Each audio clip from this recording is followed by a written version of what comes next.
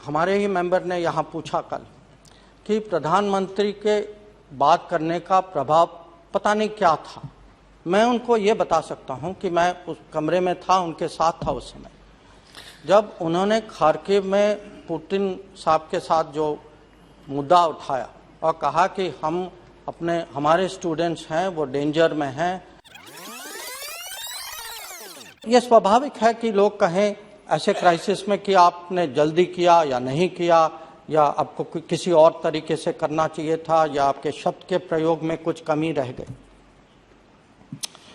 मैं हाउस को समझाना चाहता हूं कि अगर हमारी एडवाइजरी का प्रभाव कुछ नहीं होता या लोग इसको सीरियसली नहीं लेते, तो 4000 हमारे नागरिक उस समय कॉन्फ्लिक्ट के पहले क्यों निकले?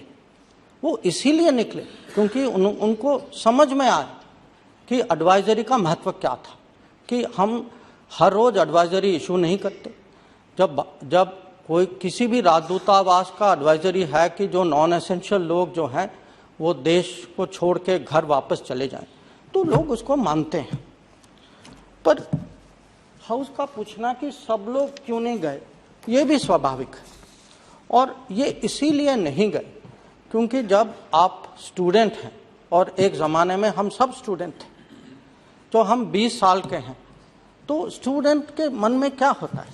स्टूडेंट सबसे पहले तो यूनिवर्सिटी से पूछते हैं, अपने दोस्तों से पूछते हैं, जो स्टूडेंट एडवाइज़र होते हैं, कंट्रैक्टर होते हैं, उनसे पूछते हैं, टेलीविज़न में देखते हैं, न्यूज़पेपर पढ़ते हैं। और उनको लगा एक कि अगर वो उस समय यूक्रेन छोड़ के भारत चले जाएं तो कहीं उनका एजुकेशन डिस्टर्ब हो जाएगा, खराब हो जाएगा और उनको नुकसान पहुंचेगा।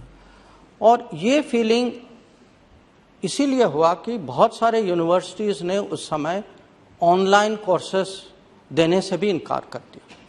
जैसे उदाहरण के तौर पे मैं आपको कह सकता हूँ कि कीव में एक यूनिवर्सिटी था, उन्होंने कहा कि हम तो ऑनलाइन पे कन्वर्ट ही नहीं कर सकते। ओडेसा में एक था, उन्होंने कहा कि हम 25 फरवरी तक ही दे सकते हैं ऑनलाइन। एक खार्किव में यूनिवर्सिटी था, उन्होंने राजदूतावास उनको फ़ोन करती रही, उन्होंने किसी को भेजा भी वहाँ, वो तो मिलने के लिए तैयार नहीं थे। और 2 यूनिवर्सिटी और थे, सुमी में और विनित्सा में, जहाँ हमारे विद्यार्थी काफ़ी संख्या में थे, और वो कह रहे थे कि हम ज़्यादा से ज़्यादा कुछ हफ्तों के लिए चला सकते हैं, पर हमारी राय है कि आप रुक जाओ, ये इतना सीरियस नहीं होगा। अब कल एक मेंबर ने हमें याद भी दिलाया कि इसी समय रिपोर्ट्स भी निकली कि रूस जो है अपनी फौजों को, उसके कुछ यूनिट्स को वापस ले जा रहा है। और मैं खुद एक बार मैं उस समय मॉनिटर भी कर रहा था, पर एक बार मैंने अपने लिए एक बार और चेक किया कि यूक्रेन की सरकार उस समय क्या कह रही थी। यूक्रेन की सरकार अपने देश और हमारे स्टूडेंट्स उन्हीं के बीच में थे, उनको कह रही थी कि नहीं, ये आप पैनिक नहीं करो, आप इसमें कहीं कुछ हम लोग संभाल लेंगे। तो ओवरऑल सिग्नलिंग जो था, उन्होंने हमारे नागरिकों को, हमारे स्टूडेंट्स को सचमुच एक किस्म से दुविधा में डाल दिया। और इसीलिए 4000 लोग यूक्रेन छोड़ के आए और बाकी 18000 लोग उन्होंने कहा कि हम अभी रुक जाते हैं, देखते हैं कि हालात बिगड़ती है, सचमुच बिगड़ती है या नहीं।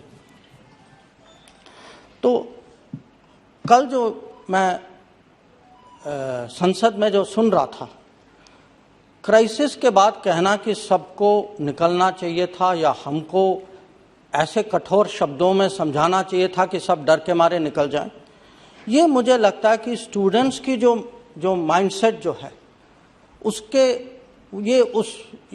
उसको पहचानती नहीं है कि अगर हम सचमुच ग्राउंड के साथ जुड़े होते, अगर हम स्टूडेंट्स की जो मानसिकता को समझते, तो हमें ये दुविधा जो है ये भी समझनी चाहिए। ऑपरेशन गंगा के बारे में कल थोड़ी सी यह भी चर्चा नहीं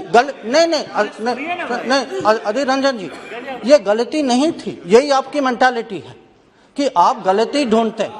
नहीं, क्षमा कीजिएगा स्पीकर, नहीं स्पीकर महोदय, यह साफ है कि ऐसे सिचुएशन में लोग जो हैं 22,000 लोग एक निर्णय नहीं ले सकते कलेक्टिवली। हाँ, तो हाँ, अब यह भी कल चर्चा हुई कि ऑपरेशन गंगा इसमें क्या कोई स्पेशल, ये माने पहले वाले इवैक्यूएशन ऑपरेशन जैसे थी, इसमें कुछ अलग था। तो आखिर के स्पीकर जनरल वीके सिंह ने, मुझे लगा है कि बहुत माने ऑब्जेक्टिवली कहा कि हर ऑपरेशन जो है एक किस्म से यूनिक होती है।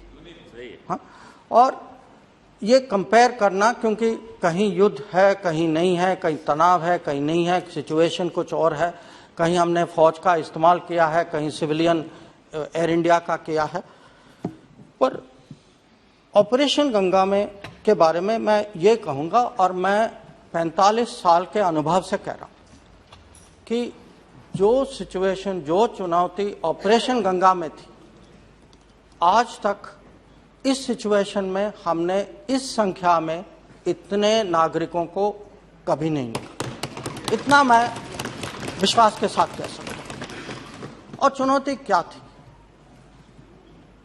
स्पीकर महोदय, आपको याद होगा कि 2015 में हमने ऑपरेशन राहत चलाया था यमन में। उस समय यमन में लड़ाई हो रही थी, पर प्रधानमंत्री ने सऊदी अरेबिया के राजा को फोन करके उनसे एक युद्ध विराम कराया ताकि हमारे प्लेन जाकर हमारे नागरिकों को वापस ले आए। इस समय लड़ाई जारी थी, युद्ध विराम करवाना बहुत मुश्किल था। अंत में हुआ, 2 शहरों में हुआ ताकि हम अपने लोगों को निकाल पाए, पर ओवरऑल नहीं था। ओवरऑल लड़ाई चल रही थी और वहाँ के नागरिक खुद देश से निकलने के चक्कर में थे कि जब ये ऑपरेशन गंगा चल रही थी, उस समय करीब 30 लाख यूक्रेन के नागरिक खुद यूक्रेन के बाहर निकलने की प्रयास कर रहे थे। दूसरी जो एक किस्म से खासियत थी इस ऑपरेशन में कि जो प्रधानमंत्री का जो पर्सनल इंटरवेंशन जो था, वो भी मुझे लगता है कि बहुत ही अद्भुत था कि उन्होंने 2 समय, और वो मैं उसका थोड़ा बाद में समझाऊंगा आपको, कि उन्होंने खुद फ़ोन किया, खुद लीडरों से बात की। 2 जगह जहां हमारे विद्यार्थी बहुत बुरी तरह से फंस गए थे, वहां युद्ध विराम कराए ताकि हमारे लोग निकल पाए वहां से। और कल एक ऑनरेबल मेंबर ने इलेक्शन के बारे में कुछ कहा कि इलेक्शन के समय, इलेक्शन के कैलकुलेशन में आपने कुछ चीज़ें नहीं की। मैं यह भी हाउस को याद दिलाना चाहता हूं कि इलेक्शन कैंपेन के बीच में प्रधानमंत्री दिल्ली वापस आए, लीडरों से बात की, मीटिंग की और डायरेक्टली सुपरवाइज किया। तो ये भी आपको कम से कम पहचान तो देना चाहिए।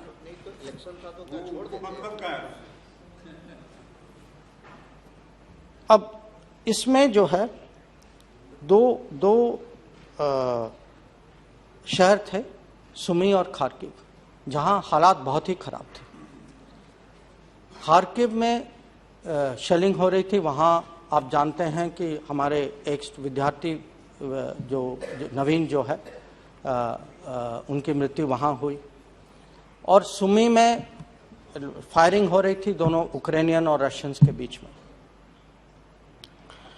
दोनों जगह खार्किव में एक हमारे ही मेंबर ने यहाँ पूछा कल कि प्रधानमंत्री के बात करने का प्रभाव पता नहीं क्या था। मैं उनको ये बता सकता हूँ कि मैं उस कमरे में था, उनके साथ था उस समय, जब उन्होंने खार्किव में पुतिन साहब के साथ जो मुद्दा उठाया और कहा कि हमारे स्टूडेंट्स हैं वो डेंजर में हैं, फायरिंग हो रही है। तो उस बातचीत के कारण हमें उतना समय मिला कि हमारे स्टूडेंट्स जो हैं खार्किव छोड़ के एक सेफ जोन, जो रशियंस ने हमें बताया कि अगर आप उस जगह जाएंगे उस जगह फायरिंग नहीं होगी। और सुमी में उन्होंने दोनों से, क्योंकि हमने लोगों को निकालने की कोशिश की, फायरिंग हुई। एक टाइम तो स्टूडेंट बस में बैठ भी गए थे, हम निकलने वाले थे और फायरिंग फिर से शुरू। तो उन्होंने दोनों प्रेसिडेंटों से बात की, और क्योंकि दोनों लोग कह रहे थे कि फायरिंग दूसरा देश कर रहा है, और दोनों को समझाया कि हमें इस समय से इस समय अगर आप अपनी फौज को बताएं कि आप फायरिंग ना करें। और फिर यूक्रेन से हम लोगों ने उनकी सहायता भी ली, प्रोटेक्शन भी ली, रेड क्रॉस को भी साथ ले गए, और उसी के कारण जो आखिर का जो इवैक्यूएशन, सुमी का जो इवैक्यूएशन जो था, ऐसे ही हुआ।